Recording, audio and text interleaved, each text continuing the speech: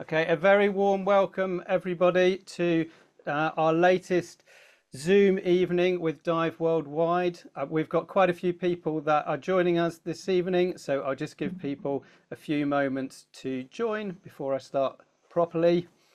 It was lovely to see on the list some familiar names and also some new people as well that we don't know. So a very, very warm welcome to all of you.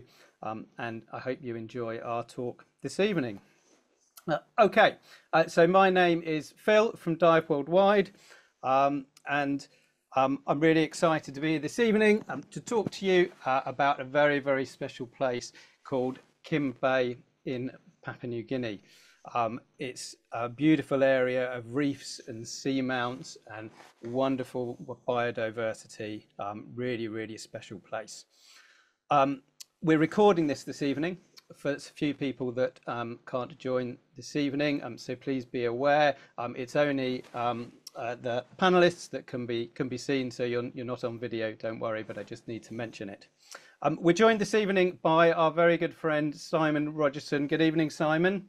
Evening, Phil. How's it going? Very good, thank you. Thank you very much for joining us. I know that Kimbe Bay is one of your very favourite places in the world, so I imagine you're excited to share a little bit of insight with our attendees this evening. Yeah, I mean, I first went there more than 20 years ago when it was taking photographs with film.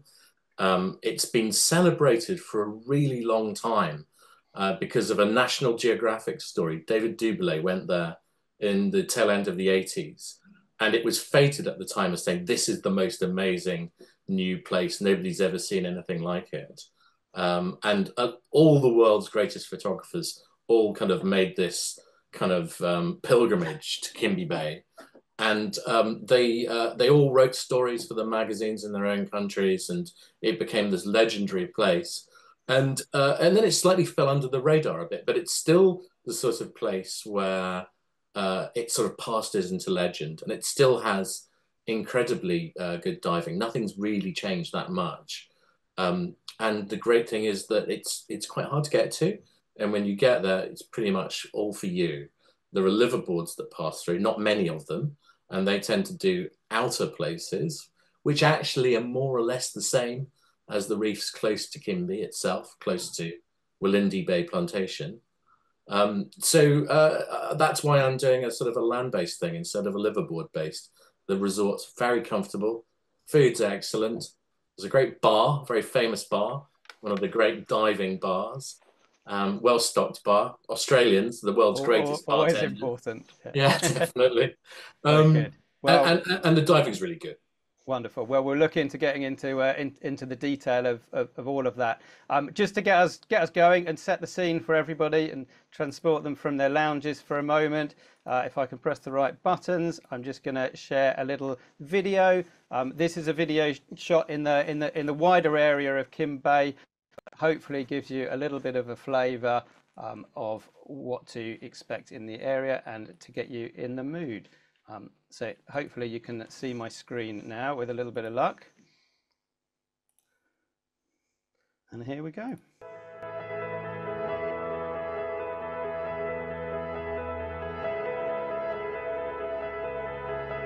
this video is courtesy of the resort themselves.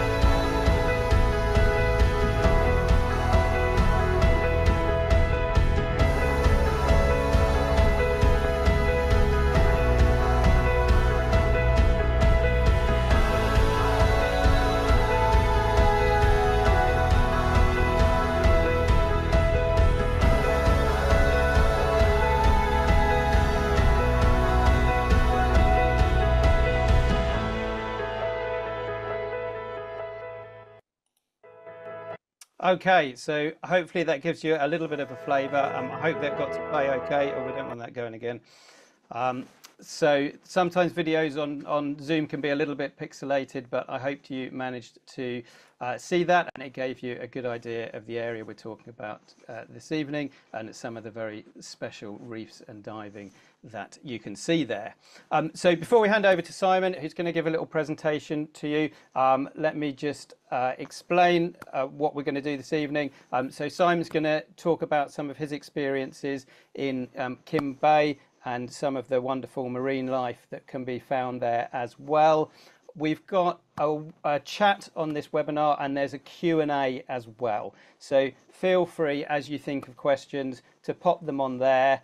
And at the end of Simon's talk, we'll do our very best to answer as many questions as we can. I'll also give you a few details of the trip we're running with Simon in June of next year, which is why we're talking about this destination today. And then we'll wrap up. So we should be finished 7:15, 7:30. We'll see how we go.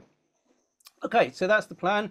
Without further ado, Simon, if I hand over to you to tell us about some of your experiences. Sure thing. Thanks everybody for coming. I'm just going to launch my PowerPoint on this. I'll play from start. And Phil, let me know if this isn't working, but that should be a full page preview. I can see that. Yeah. That worked good for you. Hopefully others can too. So this is a picture of a very beautiful reef top in Kimbe Bay, which is in the island of New Britain in Papua New Guinea. It's the subject of the June 2025 trip. The whole point of going there is to see a coral environment with every building block in the food chain still intact, which is quite a rare thing these days. There's only a few places that can boast such a kind of healthy ecosystem. And it's because there's no commercial fishing there. There's no kind of massive purse fishing systems or anything like that.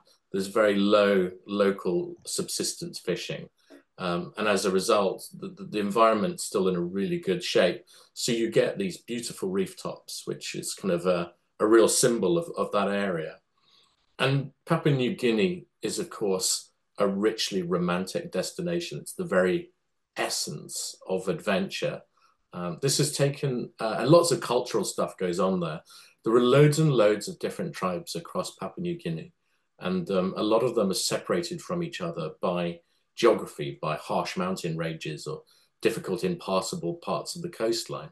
So they all evolve and establish their own kind of traditions.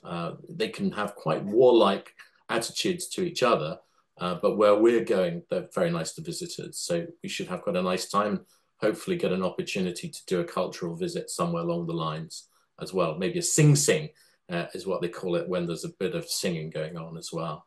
And luckily, we won't be involved in anything too dramatic. The journey, however, is dramatic. It's a long journey to get there, but thanks to the efficiency of modern flights, it's all perfectly doable. There's a long flight, first of all, to Singapore from London. If you're coming from elsewhere in the world, Dive Worldwide can help arrange your flights from wherever. Then there's a fairly long hop all the way across the crescent archipelago of Indonesia to the very end, when you start to enter Melanesia and Papua New Guinea. So we arrive in Port Moresby. We're going to do this in one go. We're going to get over and done with. We'll be absolutely wrecked by the time we get there, but it'll be behind us. And if you're like me, you don't remember these awful bits of a trip. You remember the good bits that come afterwards. So the final hop is a quick hop where we leave the capital, Port Moresby, and we fly to New Britain, to this central bit. The airport's called Hoskins. I don't know if it's named after Bob Hoskins, but that's the name of it. And that's a jumping off point, an hour in a coach, and you get to Walindi Plantation Resort. And that's the sort of the Kimbe Bay area. It's a sort of a crucible with this long sort of isthmus defining it. And within this bay, there are what the local divers who are Australian. It's a plantation for palm. Don't let your hackles rise when you hear palm oil immediately, because you'll learn a lot more about different types of palm plantation and how they do it there. It's been a real education for me. And I don't want to preempt it, but there are different ways to harvest palm. Anyway, this is a kind of a look at what you get out there, and that's the resort frontage. You don't get to see much of the resort. It's all hidden by this very dense tree line, rain trees and other vegetation. Things really grow in New Guinea. It's really humid, tolerable by the seafront, and of course out at sea, it's very pleasant indeed. But it is really humid, and when you're in public places like airports, there's a bit of a whiff because people can't help themselves. It's just kind of what you get when you get out there. And I always say, treat it as part of the exotic experience. These are just a few sites. These are the day boats the resort uses. Very reliable, very Australian sort of, not very pretty, but they give you what you need to sort of dive by day there. And you're diving on these seamounts, which are mostly submerged, large bommies going down to about 50 meters. And these act as kind of waypoints for pelagic and local fish. So you do find on quite a few reefs there are resident schools of big-eyed trevally like this. I found them on quite a few reefs there on my last visit. Although I hasten to add, it's different every time I go. So in a way, it's a question of we'll see what we see. But on the nice sites where there's a little bit of current, it's not a massive currenty place, but you want a bit of current to promote fish activity. You do get schools of different fish colliding with each other. And this is taken on one of the signature sites of Kimbe Bay, which is called the Bradford Shoal. It's a really beautiful double pinnacle, lots of beautiful coral, many species of schooling fish, lots of small things as well. It's not like Indonesia, you don't get wall-to-wall macro stuff, but as I say, you get the full ecosystem, you get the full food chain. You do get a lot of batfish out there. It's a really common thing to see. These are the guys I'm obsessed with. These are Pinjalo snapper. You don't see them that often in many places. And for photographers, they're an absolute gift because you see the red flesh, which is invisible underwater, really lights up with a camera flash. So it just gives, the scales give you these lovely shots. And I didn't spend enough time targeting them when I was there in the past. So I want to try and find sites with Pinjalo snapper. And this is a sort of a trip with lots to help with the photographer. We'll run workshops. I give a few lectures on how to get the most out of the coral reefs here, techniques that help isolate subjects on a coral reef and that show it at its most beautiful. But for the most part, it's a trip just to enjoy. It's a trip to sort of just take in the sheer majesty and the sort of diversity of a coral reef. The reefs have their major predators here. There are silver-tip sharks in the blue. They tend to be a cryptic species, and you don't see that much of them, but you do get a lot of barracuda there. It's quite a common place for barracuda. And some of them are pretty fearless, the great barracuda. You can approach really closely.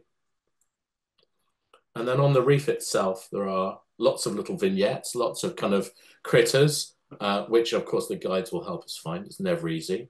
As I say, it's not exactly like the kind of prime Indonesia sites where you're seeing, 10 or 11 small kind of supermodel subjects per dive, but they are there, and everything else is there as well. So if you've ever been on a dive and there's been some nice critters but dead coral or nothing in the water column, this is kind of the opposite. The little critters are there, not in such big number, but everything else is in place. So only rarely will you look at the sea and think it needs fish, which is something you get in other places.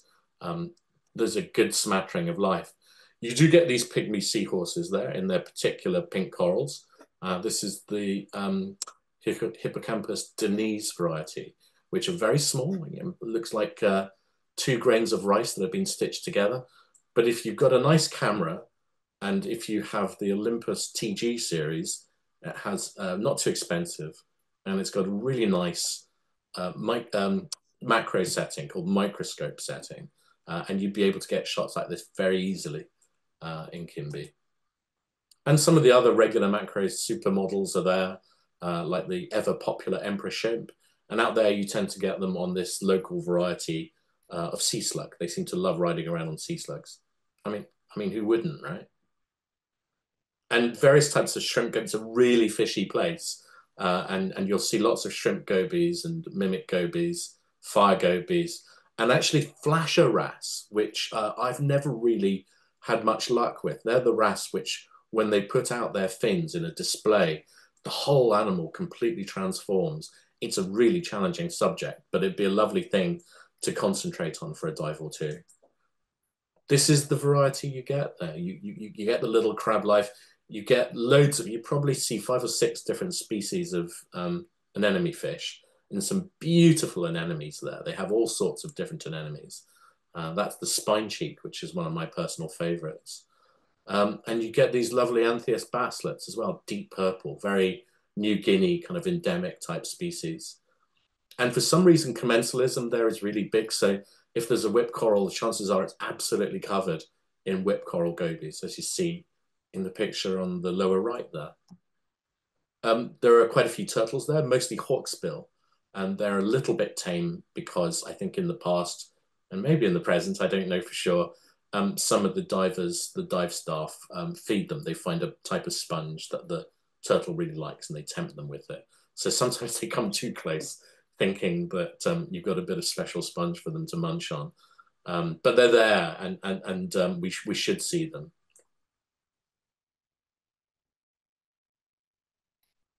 As a little kind of aside, it's not a recce place, but one thing the area has, close to shore, they have this kind of black sand environment. And about 25 years ago, somebody discovered this absolutely perfect wreckage of a Mitsubishi Zero bomber, Zero fighter, I should say, very small cockpit. But as you see, they landed it so well, I don't think it crashed. I think it was deliberately landed when it ran out of fuel. And the props are still intact. Everything's still intact. It's decaying only very, very slowly. So we can go there and have some fun and take lots of different photographs. We can try putting flashes inside the cockpit to see if we can light it up even more than this. It's a great opportunity to have some fun. We'll hold all the photographers back at first, and then for the second bit of the dive, we'll just let everybody loose and you can just explore it. And then the dive there finishes with just a mooch over the sand. It's very relaxing, quite nice, as a counterpoint to the sort of open reef dives.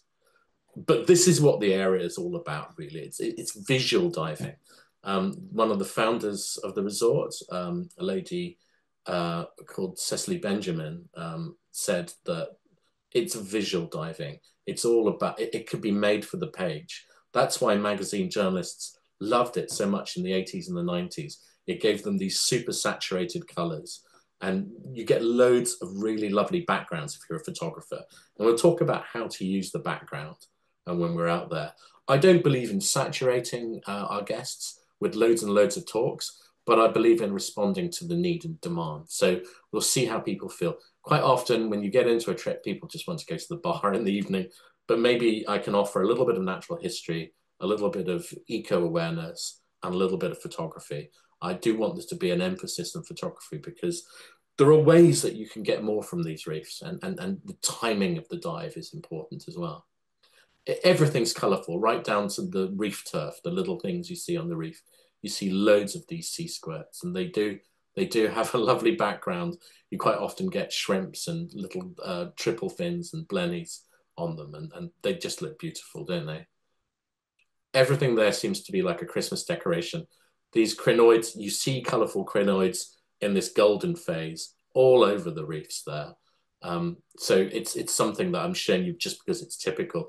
But this image really sums up the area because you have a little bit of a hint of a colorful sponge, the pink sponge at the bottom. You have beautiful paw coral in the background, which we're not even looking at. We have the Christmas tree crinoid decorations in the foreground. And then you have these voluminous Gorgonian fan corals in the background. And you can photograph this 100 different ways, or you can just swim through it and love it. And that's really what I want this trip to be. I want it to be a time to really have lots of opportunities to luxuriate in a proper, fully comprehensive coral ecosystem. A coral And of course, the other thing, Simon, is the beautiful, beautiful blue that comes out in the photos. That's the backdrop to all the reefs. Yeah, the water there is usually very good visibility. So it's usually in the offshore areas, it's usually 30 meters kind of de rigueur, but everything's variable. I should never make any kind of promises, but it's a lovely natural deep blue. because there's not a lot of rainfall there. There are rivers, but they don't seem to affect the viz there that much. The real thing of the area is bulled up anemones. You get loads of them. And of course, they're ludicrously photogenic things. The other thing I really, really love about the area I mentioned at the outset was just how amazing the reef tops are. You do a perfectly lovely dive. In the deeper sections, you have fan corals, sponge communities, lots of different fish. Chances are kind of pygmy seahorses and stuff like that. And then when you finish the dive, you think it's all over and you get to the best bit of it. You get these tangled forests of beautiful staghorn coral. It's absolutely thick with basslets, which I've driven off here because I've gone in really close to take a photograph. But there's loads of little crimmies and basslets and other little fish. It's absolutely seething with life. And there are some weirder reefs, like this one, which was a newly discovered one. They're still discovering things there. And this one was a kind of a sloping wall, utterly dominated by whip corals, different colored whip corals. And there weren't many fish there. I think I know why. I think it's a monotonous environment when there's so much of just one thing. But it was crazy to swim for like 20, 30 minutes over just whip corals, although you see with some plate corals underneath. And then towards the end of the dive, a big school of trevally appeared at the top and sort of exploded over us. And I missed the shot. Between dives, quite often we'll retreat to this island. It's Restdorf Island. And I don't know whether that's an old German name or whether it's an Australian pronunciation of Restdorf. You never know. Some of the dive site names there are kind of old Australian girlfriends and stuff. So I don't really know what's going on. But it is a very beautiful place to stop off and have a bit of a snorkel, enjoy a spot of pank lunch. It's very much part of the routine there. This is to give you guys an idea of where I'll be staying and the kind of general context on land. These are the kind of garden villas at Willindi Plantation. They're very comfortable. If anybody has been on my Magic Oceans tour in Bohol, quite similarly appointed rooms. Really clean, modern, quite nice light, local traditional build. Don't expect high luxury, but do expect to be very comfortable. And this will be your home, and you will be weeping when you leave it. I promise you, it's really nice. The resort looks like it's had a bit of a facelift since I was last there, because they've got a different pool. They've got a little bit more of an infinity style pool at the front, whereas in the past they had a very kind of functional swimming pool. And as I said, it's got a nice eating area, lovely grounds. You'll see huge butterflies and other weird things floating around. It's a ridiculously lush place. Life just sort of thrives in this environment. Which brings me to the other kind of facets of the tour, which are other things we can do. We do have some topside activities schemed in as part of the trip, especially on the last day. But at any point during this quite long trip, we can swap out dives for topside stuff, bird watching tours. We can go and see military wreck remains in the hills. We can go hiking to a hot lake, which is thermally heated. And as an addition, if anybody wants, you can do helicopter flights there as well. There's also, which is amazing if they're still there, there's a tree in the plantation which gets absolutely full of fireworms, glowworms, call them what you will, at night time. So it lights up so beautifully. It's impossible to photograph. You need to have a proper stable platform for your camera to photograph it, because you just take a picture of the phone, everything's just going to be black. It's very subtle. But when you get there and the light adjusts, it's an incredible thing to see. If you do like your bird photography, bring a long lens if you can. There'll be loads of good birding opportunities while we're there. No birds of paradise, unfortunately. They're a whole trip for themselves, to be honest. Very in-depth thing to see. But we will see loads of really cool birds, so bear that in mind. And at the end of it all, you, like this batfish, will be in need of a good clean, because it's so humid there. And I should mention the fact that it is in an area where people are recommended to check out the rules pertaining to malarial prophylactics. We can put you in the right direction for advice. We're not medical professionals ourselves, but I can tell you I will be seeking out an anti-malarial myself and taking all the usual precautions with wearing kind of long sleeves at sundown and so on. I won't be using Larium, and I think the resort specifically recommends against the use of Larium because it can have some very strange psychoactive effects in people. So it's a trip to a coral Eden on the far side of the world with enough time to recover from your jet lag and get to really inhabit the place and get a sense of what it was like to dive in a time before dive boats were absolutely everywhere. This will be yours, and you won't have to share much of it. It will be wonderful. So I think I've gone on long enough. I think that's the end of me, but I do have, as an additional little treat, a few little videos, which I'll play. That's the ticket. All right, so this is my comical attempt at videography during my last visit there. And singing. And singing, yeah. So I gave up trying to photograph these beautiful barracuda. And as you can see, the scenario of them colliding with other schools of fish and me getting a bit excited. And ruining everybody else's photographs. I promise not to do that when we do it. We do have to be careful on this reef in particular because the reef top's covered in corallimorphs, which have got a bizarre sting. They don't hurt at first, and then a day later the pain kicks in and it doesn't go away for some time. But we can talk about all that. But it's a very good buoyancy test. Just to give you an idea of something else, this is video of one of the reef tops, not the one you saw earlier, Phil. So you get a sense of just how busy these reef tops are. It's not just a sort of a stale coral environment. This is a coral reef as it should be, home to all these juvenile chromies and basslettes and other fish. And as you see, it's absolutely seething with fish.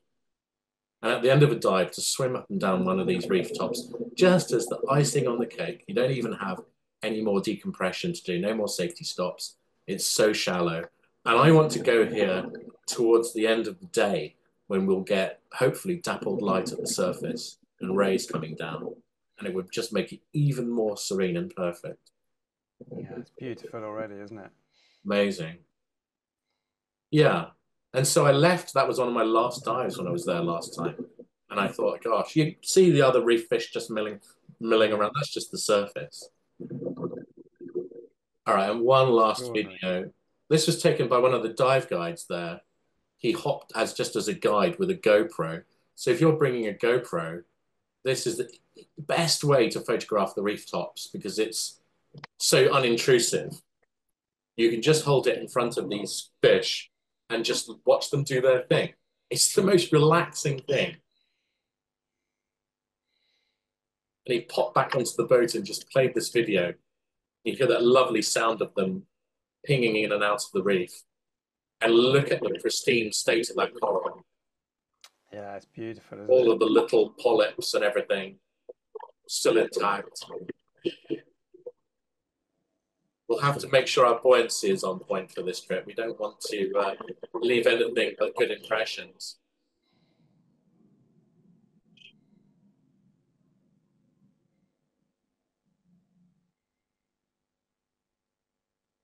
So that's just a taster of what you guys can enjoy when you're there. There's many more things, and anybody who knows me well knows that I seldom press the video record button. It's not what I do. I'm a stills man mostly, but when I'm so overawed by things, I just can't help myself. Spots are selling quickly on this trip, and I don't know how many we have left. Phil will talk about that. But of course, anybody watching is more than welcome to join. And if we do, in the event we do get oversubscribed, we can talk about an alternative course of action. That's it from me. Back to you, Phil. Simon, that was fascinating as ever. Thank you very, very much. I think you've made us all want to go there immediately. Certainly lightened up our evening. So hopefully now you can see a screen with a few details of the trip. So if you are interested in joining Simon next year, we can tell you a little bit more about it. So the trip departs on the 1st of June next year. And that's sort of peak time for that part of the world. Sort of April, May to September is really the the sweet spot of where you want to visit that time for the best conditions. As Simon mentions, the plan is just sort of head down and get there. It's a long way. Anybody that wants to break up the journey is welcome to depart earlier, 1 day, 2 days, whatever you'd like, and spend a little bit of time in Singapore before continuing the journey. It's 2 overnight flights to get there to Papua New Guinea, and then the short hop.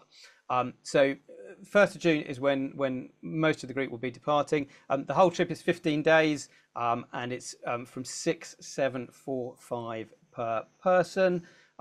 Single supplement is £650 if you would like your own room, or you don't have somebody to share with. So what's included in the trip? Well, all the flights from London. As Simon said, we're anticipating that most people on the trip will have some kind of camera. So we've made sure with those flights to include 30 kilos of luggage throughout. You get 12 nights accommodation, so that's 11 nights at Walindi Plantation Resort, and then on the way home, that's 1 night in Singapore. Again, if you want to spend longer in Singapore or go off and explore elsewhere while you've made the journey, you're very welcome to do so. When you're in Walindi Plantation Resort, you've got a full board meal plan, so you've got 3 meals a day. And I'm sure other snacks and bits and bobs. They do, I mean, obviously it's quite a remote spot, but they're really, really good, like many resorts these days, of catering as much as they can to different dietary preferences and so on and so forth. They do a mix of Western and Asian meals as standard. You've got up to 27 dives included with this trip. Obviously, it's a long way to go. You want to make the most of it. So we've included as many dives as possible. We've popped in nitrox for you there as well. Now, Simon alluded to some of the birding that's in the area. If you wanted to, you can switch out some of those dives for a local birding tour, which you can organise locally. You don't need to say in advance, but that's an option available to you. Obviously, all the transfers in there as well, and the services of Simon to guide you all the way. He'll be travelling out with you, and giving talks and sharing his expertise while we're there. Group size is limited to 10, and as Simon alluded to, is proved very popular already. So if you are interested, please don't hesitate to get in touch, and we'll follow up with everybody that's signed up for this talk with a full itinerary, so you can take a look at the detailed day by day. Just a couple of other things about the resort. So Simon alluded to Walindi Plantation Resort in his talk. There's 2 types of rooms. So one type of room is a plantation room or plantation house room. So they're 2 blocks of 4 rooms with a shared sort of veranda area. So that's what we've got for this trip. We've got some of those rooms. The garden and beachfront bungalows are a small additional cost if you'd like to upgrade, subject to availability at the resort, but that's an option for you if you want it. The rooms aren't air conditioned, so that's a factor. But they're beautifully designed. The resorts, they've been doing this for, I think they're celebrating their 40th year now. So they've set things up with large windows and fans and cooled by the beautiful sea breeze. So despite the lack of air conditioning, it's yeah. Just to kick in there, I didn't know that, and it hadn't struck me, even though I've been there twice. I've never had any problem with the temperature. So that's the sort of thing that really sticks in my mind. So I presume that they've got the balance of through winds just right, plus fans, of course. Yeah. I mean, they know what they're doing, don't they? And it stops you getting sick as well. Air conditioning makes people sick. So yeah, I don't like air conditioning. I'll be honest. Gives people ear problems. There's all sorts of problems. Sometimes it's the only way to stay cool. But in this case, I remember being completely comfortable in those villas. Yeah. Yeah, no, they're good. We've never had any issues with people that have gone there. They do have, despite the very remote location, they do have Wi-Fi at the resort. It's limited, so you might not be able to share your high resolution photos, but I'm sure you will have enough Wi-Fi to be to be able to make people jealous of the incredible place you're in. That's sort of in the main lobby of the resort, not so much in the rooms, but sort of the general area of the resort. So that's a little bit more detail on the trip and a little bit on the resort. Now's the time if you've got any questions to fire them at us. We've got a few initially from James. I might not be able to answer all of them, James, but we'll see how we go. So depth and range of most of the depths of most of the dive and the range of depths. So I've just looked at James's questions, and they're all really good questions, James, and I'll answer them as best I can. The depth it's a typical nitrox type place. In other words, there's not really much reason to go deeper than about 30 meters. So I'd say your typical maximum dive depth would be about 25 meters. And if people feel the need to go deeper, they can a bit. But there's not a lot of point. Most of the action is between about 20 meters and the surface. And you'll end up wanting to bleed out your gas just below the surface on these amazing reef tops. Number of dives logged, well, this differs per person, but if you're a natural, you could probably go there with 20 or 30 dives. If you're the sort of person who needs to accrue experience, 50 is a good number, but it's really down to your instincts. If you're not confident with your diving and buoyancy, then it's probably not an ideal trip for you. I think you have to be a self-sufficient buddy diver. We do dive and buddy teams, but you have to be able to look after yourself. You can't rely on somebody to completely look after you. So I often say 50 dives pretty much covers that. But if you're in doubt, then maybe something a little bit more nurturing would be a better holiday to go on. Yeah, I would agree with that. I think it's the type of destination that suits a more experienced diver. Let's have a look. Degree of bleaching. So we've got sorry. So any bleaching? Well, I mean that's a problem in many parts of the world. You can't get away from it. One of the the lovely things about this area and the incredible things is it's I mean it hasn't had the population pressures or the damage or anything that some other areas have seen. And this area is famous for its resilient corals. So we've seen some Simon's videos, some of the incredible shots of the reef tops. So what we can't really be responsible for is what's going to happen between, for instance, now and when we go. Everything that happens in the world is dynamic. And as you know, the Red Sea, which was previously completely immune to coral bleaching, has started exhibiting it this year. So we're in a very kind of mutable situation.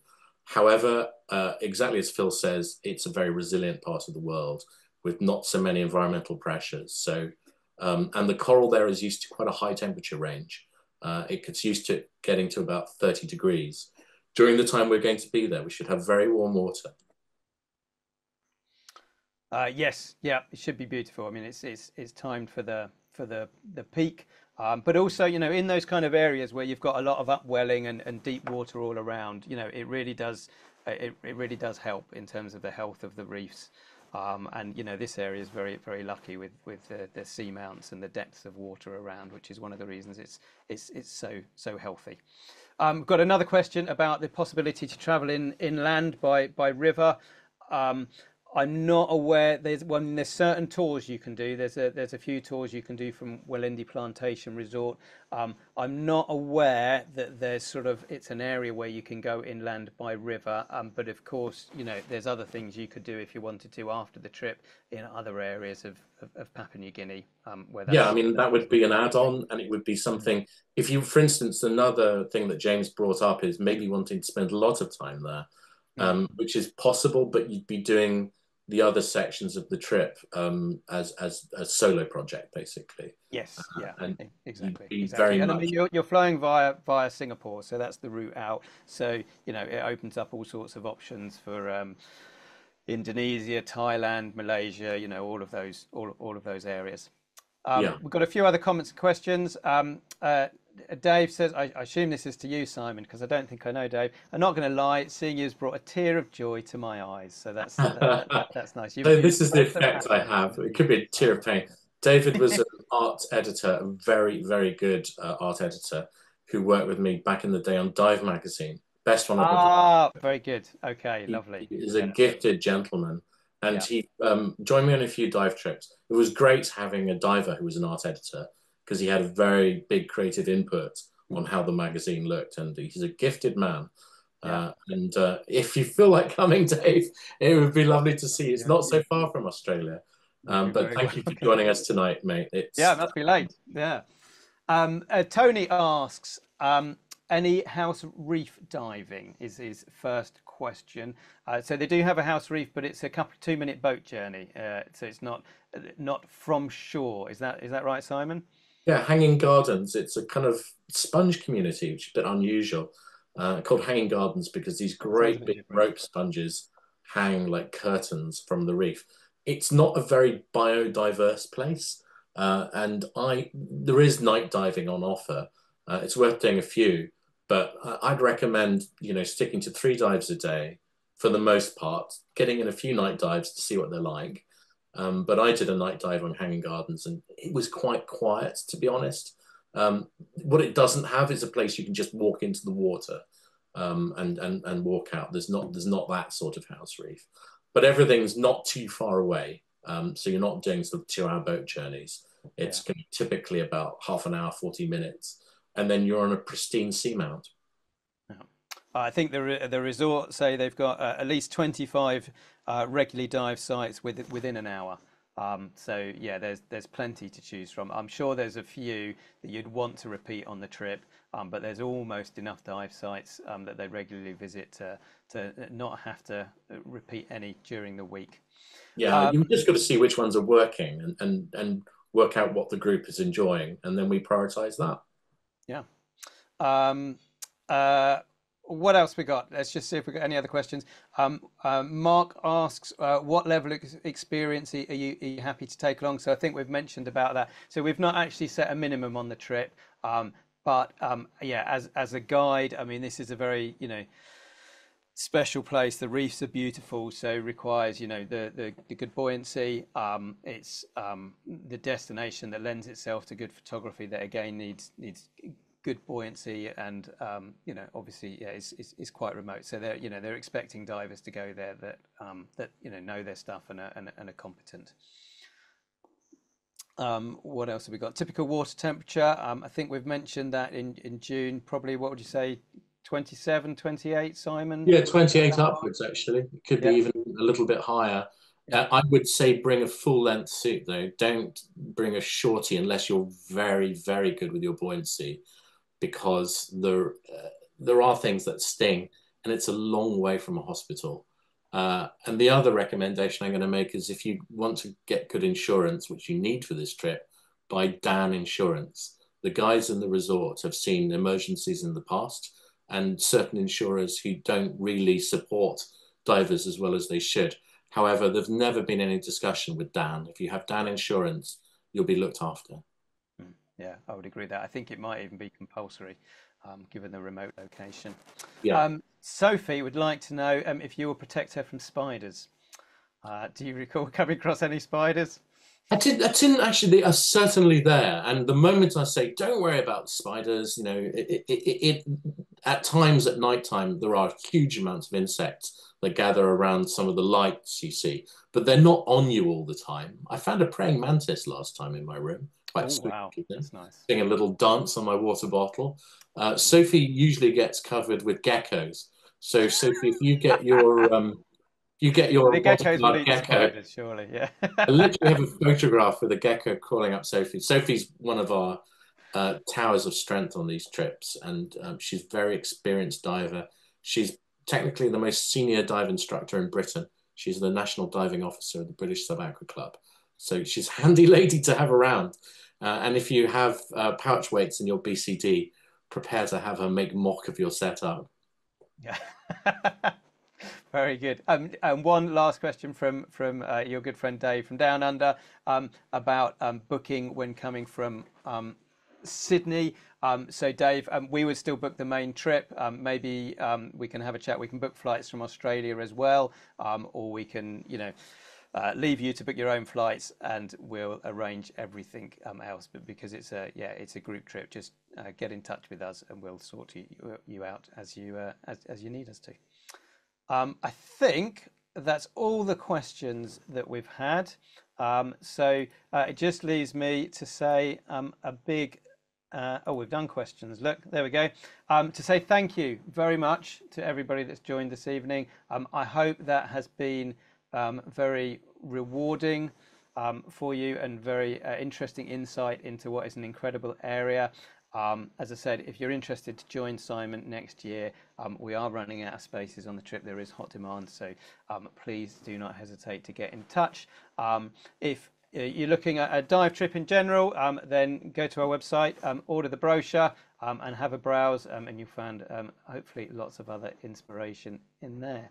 Yeah, for sure. So just leaves me then, Simon, to say thank you very, very much to you for spending some of your evening to share some of those absolutely beautiful pictures and wonderful experiences. It's been a pleasure as always. And thank you very much to everybody else for joining. As I say, I hope it was enjoyable, and we wish you a good evening from here. Good evening, everybody. Thank you very much for joining us. Thanks, everyone. Bye for Goodbye. now.